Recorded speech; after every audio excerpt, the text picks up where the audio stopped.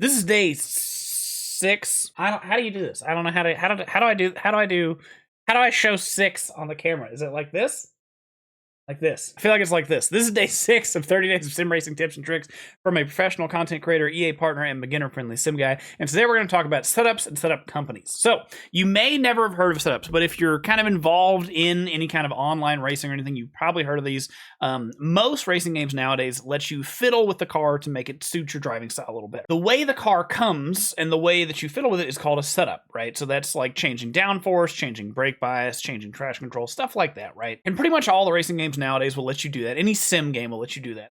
And a lot of companies actually profit by selling you the best setups and updating them whenever there is a performance patch or a change in the game or a new track added or whatever. Now, most people, when you're first getting into racing games, there's no reason to buy setups. You're just not that good, you're not fast enough, and you probably even think that it's a waste of money. And honestly, you're right when you start. But when you start to get better and you can kind of notice a difference in the car, I actually really highly suggest setups. It's the best thing to do if you want to improve, because it'll give the car a lot more drivability. Most good setup companies will also give you a couple different versions of like a safe version that is a little bit more planted. It's not going to be as twitchy or anything like that, but it will be a little slower. And then like an esports version that's going to be a lot faster, but a little bit harder to handle. Usually you can also get a quality setup and everything like that. I can't really give you recommendations unless you give me a game that you're playing. For the F1 games, I like Accelerate Esports setups. They're a partner of mine. I've worked with them for a long time. They're really good. They're really cheap also.